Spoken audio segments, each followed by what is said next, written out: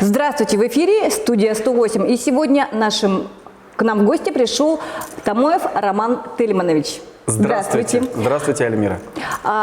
Всем привет. Томоев Роман Тельманович является первым секретарем республиканского отделения партии КПРФ и депутат городского хурала представителей. 38 лет. Это так. Да, спасибо большое, что пришли к нам сегодня в гости. Будут вопросы, может быть, даже такие очень интригующие. Но я думаю, что вы все ответите на все вопросы честно. Буду стараться. Да. Роман Тельманович, я знаю, что вы из города Красноярска и живете на два региона. Как вообще попали в Туву? Ну, живу я постоянно в Кызыле на протяжении уже 5 лет. Да, действительно, родился я в городе Красноярске и попал сюда по распределению Центрального комитета партии. То есть у нас достаточно хорошая практика, когда руководителей молодых в тот или иной регион назначают, предлагают и преследуют одну главную цель, то есть это усилить работу, организационную работу, политическую работу и иную и другую работу. Таким образом, вот в Туве я оказался в 2017 году, вот, познакомился с товарищами и буквально через определенное время был избран первым секретарем. Вот как-то так. С того времени стараюсь честно и справедливо работать на благо нашей республики. То есть, получается, ты уже здесь 5 лет, да? Да, абсолютно верно. А вот за 5 лет, ну, вот сейчас, наверное, задам такой вопрос. Не обидно, когда называют карасек? Ты, наверное, уже привык, да? Я настолько на это уже стараюсь не обращать внимания, поскольку даже сейчас же активная фаза политической борьбы. Вот, и я тоже в этом активно участвую. И да, бывает в социальных сетях что-то пишут, но я на это внимание не обращаю, поскольку огромное количество нашего народа, там тувинцев, тех же самых, являются моими хорошими друзьями, хорошими людьми. Поэтому в каждом народе есть свои такие вот негодяи, кто пытается что-то опошлить, осквернить, обозвать. Я на это не реагирую. Ну, а сначала как-то было обидненько? Я очень эмоциональный парень сам по себе. Я очень такой вспыльчивый. Поначалу, да, было очень неприятно, особенно когда мои ребята переводили мне, что это означает. Поначалу кипело, потом понял, что не стоит на это обращать внимание. Ну, правильно, да. Как говорится, на обиженных воду возят. Абсолютно верно. Да. Роман, я посмотрела все твои соцсети, даже залезла в Твиттер, посмотрела, что ты там пишешь, как публикуешь. Ну, конечно же, основной у тебя контент идет в Инстаграме. Да, в Инстаграме. Сейчас все сидят в Инстаграме. Сегодня ты поешь, завтра ты на шашлыках, послезавтра ты в Красноярске. То есть, мне кажется, любая инстадевушка с многотысячной аудиторией позавидует твоему контенту. Вообще, время остается на работу? И если да, то назови реальные дела в этом году. Прекрасно сформулированный вопрос с той части, что вы к нему хорошо подготовились. Вы акценты сделали на шашлыках, на Красноярске, еще на чем-то, но при этом не упомянули, что в моем контенте в Инстаграме 70% посвящено именно работе. Шашлык раз в году, спорт постоянно, политика ежедневно. Поэтому я бы вопрос немножко перефразировал и вывел бы именно в эту плоскость. О политике и о работе у меня постоянно. О политике и о работе в моем Инстаграме постоянно. Подписывайтесь, Роман Томоев в Инстаграм. Так к вопросу-то дело. Так. Реальные дела твои в этом году. Очень много. Да, очень. давай вот несколько дел, которые были на слуху и которые тебе запомнились. Допустим, все знают, что я очень сильно люблю спорт, я сам игровик, и я был счастлив свозить наших ребят, тувинскую молодежь, в количестве 11 человек на федеральный турнир в город Москва. Наши ребята очень бились, 2004-2005 год рождения, то есть скооперировались, я им помог, и мы их туда свозили. Потом мы турниры организовываем постоянно. Опять же, летом у нас был мини-футбольный турнир, посвященный 100-летию Тувинской Народной Республики. И еще одно из событий, мы сейчас создаем вокально-инструментальный ансамбль, он у нас есть. Мы сейчас будем закупать барабанные установки, гитары. То есть у нас за последнее время, Альмира, я тебе так скажу, количество молодых прям таким жаргоном скажу, прет. Очень много ребят. Поэтому всем помочь, может быть, не всегда возможно. Мы все-таки не Газпромбанк, но самым активным, самым достойным помощь оказываем постоянно и всегда. Вот даже после этого интервью мы сейчас поедем, у нас большая планерка, у нас собирается молодежь, мы обсуждаем кое-какой очень интересный проект из области добровольческого движения. То есть у нас постоянно движ. Уважаемые друзья, я, во-первых, благодарен каналу, тебе, Альмира, что пригласили нас поговорить не о политике, допустим, да, а на свободную такую тему. Хорошо все окей. И хочу сказать, кто хочет посмотреть на нашу работу, зайдите на наши ресурсы в социальных сетях. Инстаграм, ВКонтакте, Одноклассники, Фейсбук, везде. И все увидите сами. Да, активно очень ведете страницы, я скажу. Игру опять же повторюсь, что многие позавидуют. Но вопрос она задала про шашлыки. Ну, насколько же тонкий подкол Нет, был такой подожди, грамотный. Роман Телманович. Так. Вопрос был не про шашлыки. Я понял. сказала, что у тебя на странице и шашлыки, поешь, Альмир, танцуешь. я хочу быть таким, какой я есть на своих страницах. Да, ради бога. Я никогда ни от кого не буду Это наоборот зависеть. же интересно, Именно. понимаешь? Я такой, какой я есть. Кто-то воспримет, кто-то нет. Да. Поэтому всем респект. На самом деле ты умеешь вести страницу, потому что когда только политика и люди в галстуках ходят, они скучны. Абсолютно верно. А когда вот как ты... Абсолютно верно. привлекает Надо быть внимание. открытым, надо быть самим собой. И надо двигаться только вперед, несмотря ни на что. Ну вот ты сейчас сказала, да, что вы поддерживаете ребят, а футбольную команду, вы сейчас еще какой-то флешмоб тоже организуете. Ну а все-таки вот ты ведь еще и депутат городского Да, Урала, абсолютно верно, слуга народа. Что для народа сделано? Абсолютно. Прекрасный, великолепный вопрос. Вы знаете, что у нас в городском Урале 2 депутата от КПРФ, от нашей партии, я произнесу аббревиатуру. И, увы, у нас один из депутатов, сейчас его нет рядом с нами, и вот я остался один, но тем не менее. Вы не представляете, какое, Альмир, количество обращений идет постоянно в нашу депутатскую приемную. Люди обращаются с вопросами, связанными с социалкой, с коммуналкой, с проблемами, с отсутствием денег, кому-то нечего кушать.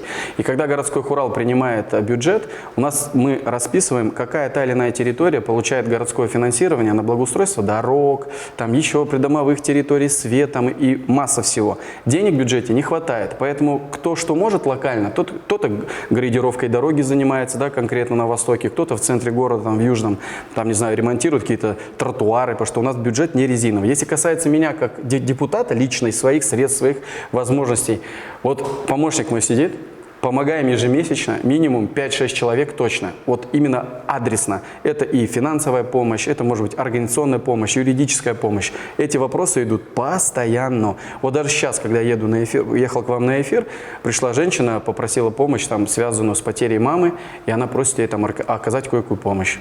Подписан, документ согласован, печать мною поставлена, обязательно помощь окажем. И таких обращений, их сотни.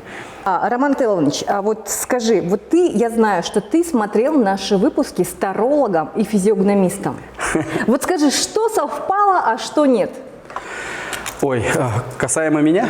Естественно. Ну может еще оценить своих... Эти эфиры я смотрел просто, я угорал.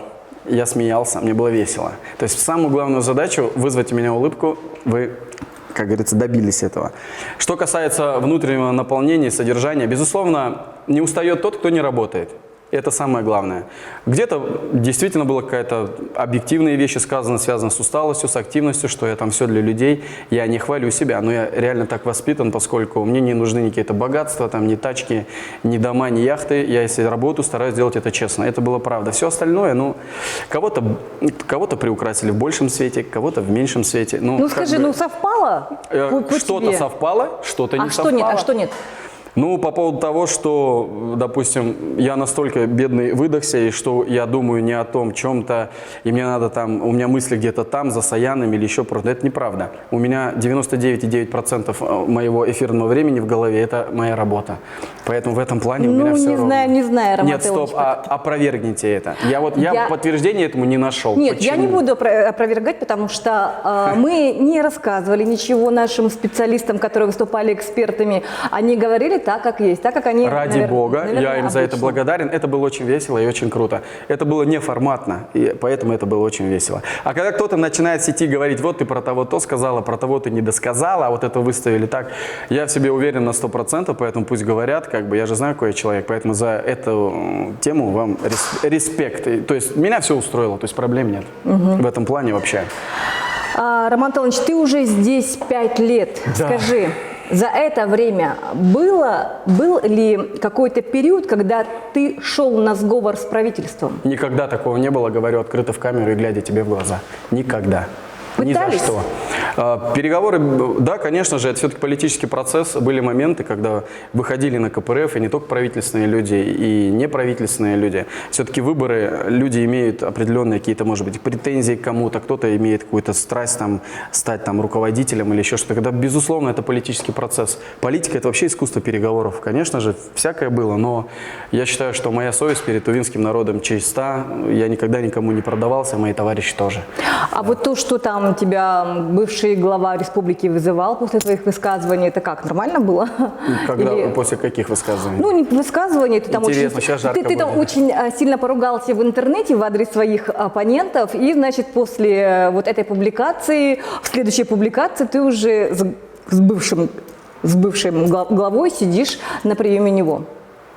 Да? Друзья мои, а что это за ситуация такая Я была? напомню. Да, если что, В даже можете Инстаграме. подредактировать. В Инстаграме была ситуация, что я потом сидел с ним. Да-да-да, кто-то тебя оскорбил в сети, ты, значит, высказался, а потом на следующий день ты буквально уже с бывшим главой Не было сидишь. такого, я такого не помню. Дайте мне ссылку, скиньте мне скрин, и я возьму свои слова обратно. Такого никогда не было. А то, что я, допустим, с главой в год мог 3 раза где-то пересекаться, и мы с бывшим главой, Да, с бывшим. да, обсуждать какие-то вопросы, это политика. Я с товарищем Таичем в этом году встретился уже 2 или 3 раза. И какие Ну проблемы? хорошо, мы потом как-нибудь... Альмира – это политика, я руководитель. У нас Геннадий Андреевич Зюганов и прочие другие руководители партии могут встречаться с кем угодно, сколько раз в году для обсуждения важных вопросов. Это нормально, но чтобы я, и еще меня кто-то оскорбил, и чтобы я потом что-то удалил, такого быть не может. Я своему слову уверен, если я что-то написал. Был один случай, знаешь какой? Какой? Когда я, сидя с бывшим главой республики в кабинете, провел встречу с главой республики, высказал ему критические замечания и предложения. Так вот, его помощники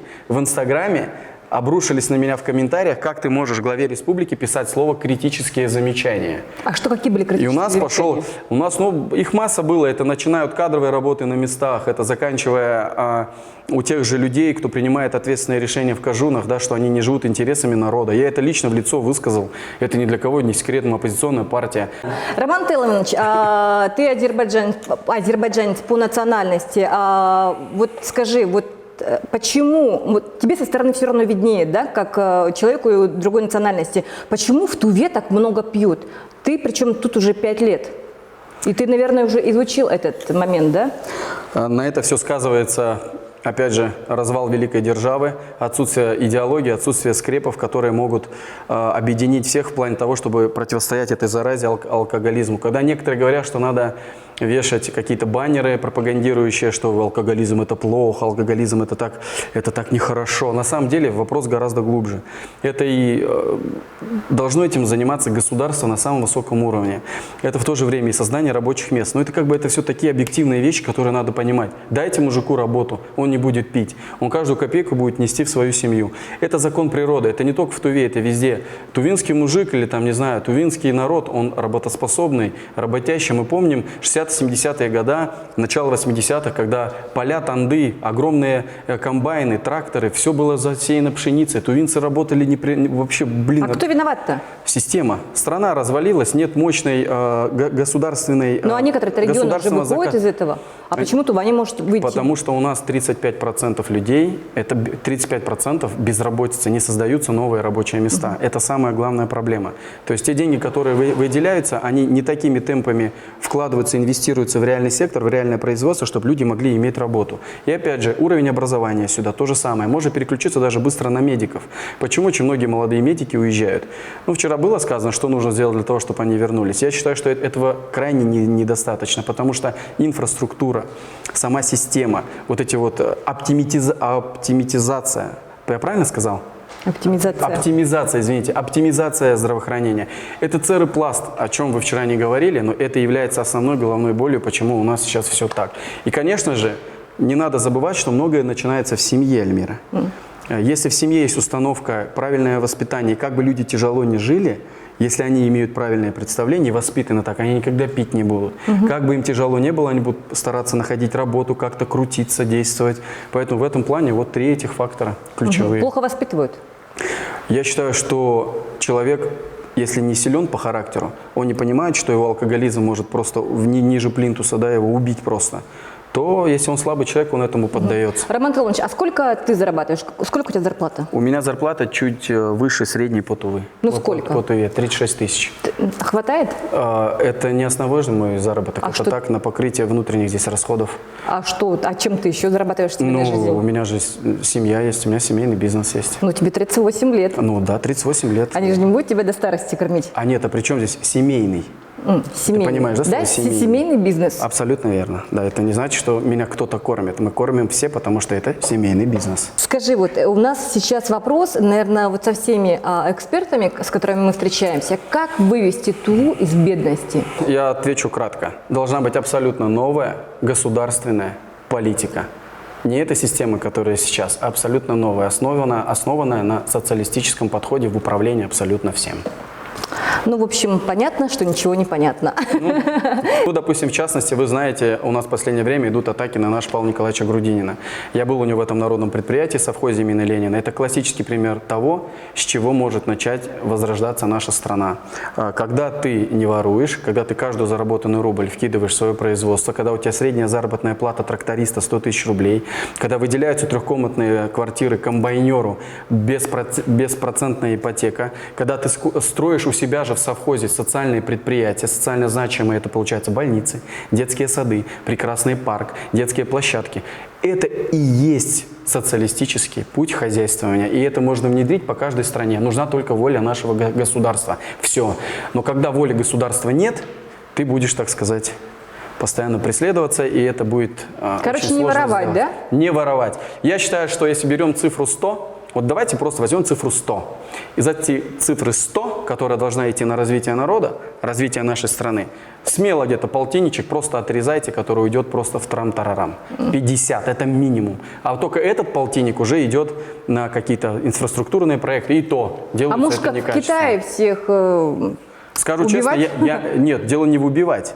Кто ворует? У нас в стране самая главная проблема, что у нас никто из власти не боится вот понятия неотвратимость за содеянное. Они не боятся, что с ними что-то будет.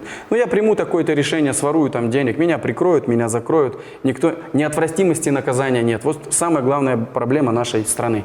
Коррупцию, кто-то говорит, давайте побеждать коррупцию. Я иду с лозунгом победить коррупцию.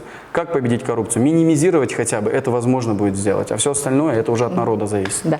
Ну, Роман Толманович, если вы не будете политиком, я думаю, вы можете спокойно пойти в артисты. У вас это очень хорошо получится. Я в детстве в первый, второй, Да, третий, и четвертый. Роман Толманович у нас журналист по образованию, так что Да. он знает, как подавать правильно информацию.